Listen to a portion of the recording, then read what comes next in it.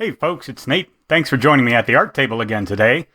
I wanted to talk a little bit about the manga Goblin Slayer. Now, I am aware that Goblin Slayer is not the base source material for this story.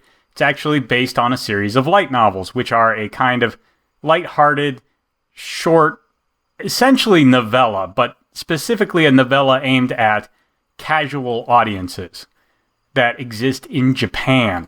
And these stories tend to have a focus on pulp stories, action-adventure stuff, or in some cases, light romance. Goblin Slayer, as the title implies, is about a man who hunts goblins in a very stereotypical fantasy world. In fact, much of the exposition suggests to us that Goblin Slayer exists in a world that is a knockoff of Dungeons & Dragons. It's not exactly the same. There are some significant differences, in fact.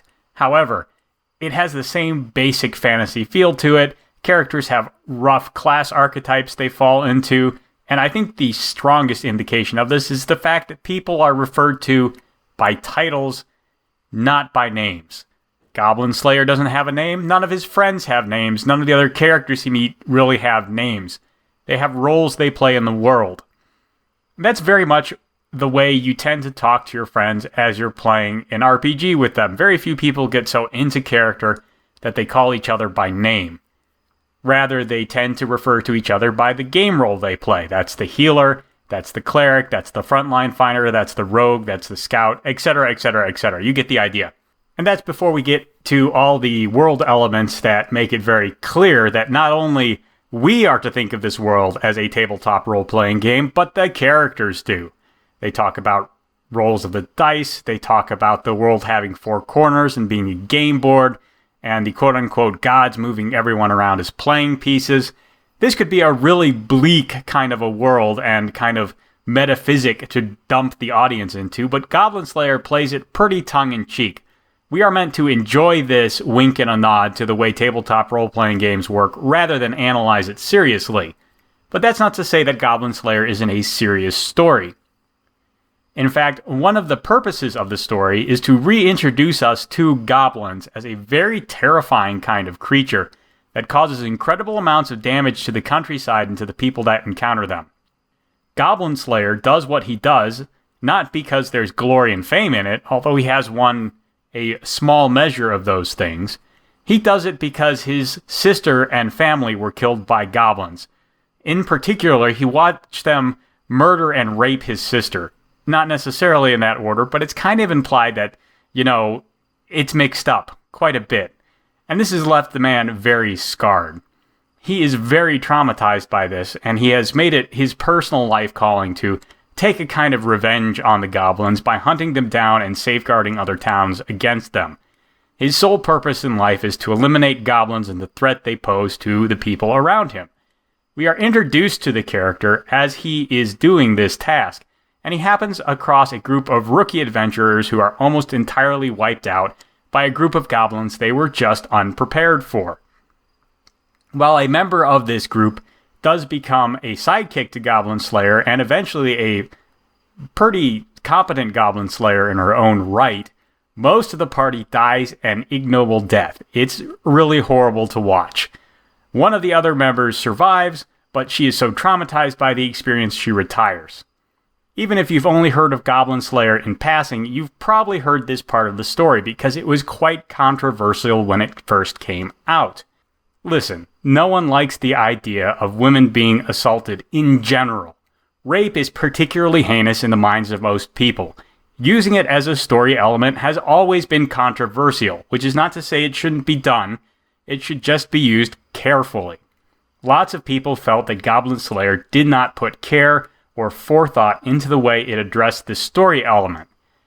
However, we are now seeing the payoff of that element as we are reading the story. You see, the latest chapter of Goblin Slayer presented us with something very interesting. For the last couple of months, we've been following Goblin Slayer as he drags a wet-behind-the-ears adventurer wizard along with him on a quest to slay some goblins. In fact, his sidekick, the cleric, the healer, that was introduced in the first chapter as the sole surviving adventurer of this now deceased party, was put nominally in charge of the group as the shot caller who was going to run their next goblin slaying quest. This wizard didn't think that she was capable of it. He thought she was a stupid rookie. He really didn't think that much of Goblin Slayer either. However, he proved to be the headstrong and unthoughtful one in spite of all his intelligence as a magic user, and he basically got his butt kicked. He had to have his fat pulled out of the fryer by first the cleric and eventually by the Goblin Slayer himself.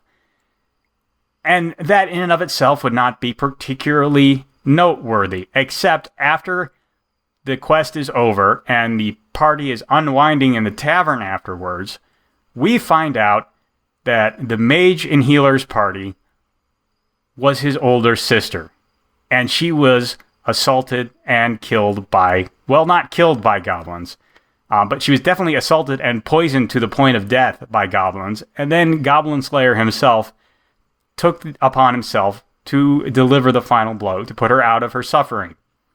And of finding his own circumstances mirrored back to him in the life of this young man, we see that Goblin Slayer, who has been struggling with his trauma throughout the entirety of this story, faced with how little distance he has really covered in the 5 or 6 years he has been the Goblin Slayer.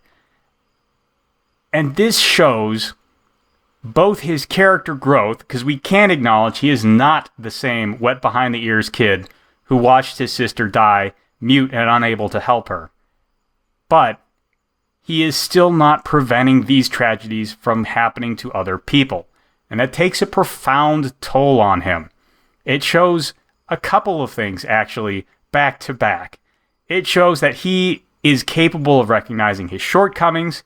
It shows that he is capable of feeling still, in spite of all the atrocities he has seen, he can still feel the emotional impact that they have on the people around him.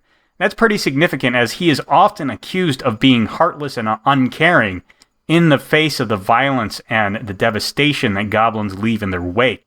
But most of all, it shows us that he is still capable of empathy.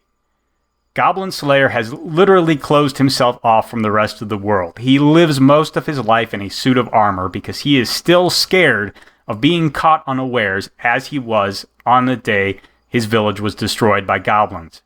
He still spends his entire day training and preparing new ways to fight and kill goblins. He still focuses all of his attention on such a small, narrow part of his life. However, in the past, when he came across these kind of traumas, he tended to keep that armor up and not react to it. But over the course of the story, he has been letting other people in. He has been letting them under his armor, so to speak. He has been widening the breadth of his emotional reactions to the situations that goblins cause. And while, yes, someday, maybe very soon, we will see that presented as a vulnerability, he may not be able to react to the dangers they possess correctly in the future. For right now, we are seeing him showing fuller, more healthy emotional reactions to the situations he comes across as a result of his single-minded, somewhat self-destructive quest to slay all the goblins. I am not sure what the ultimate character growth of Goblin Slayer is going to be. I suspect that eventually he will set aside his single-minded quest and live a fuller life because he will have been taught the importance of this by his friends and comrades. And I don't think we can ever get to that point without Goblin Slayer coming to a kind of confrontation like the one that has just taken place, an acknowledgement of his human nature, his human limits, and the fact that he can never prevent all tragedy. And the fact that this revelation has been prepared for him in the setup at the very beginning of the story suggests that this is a vitally important part of his character growth. We could not have it unless we saw that initial traumatic event happen to a character who is often disparaged as having no agency. That is the gripe that is usually brought about when discussing the extermination of Healer's party. People talk about how the characters don't have agency, they didn't do anything, they are just objects for the story to exploit.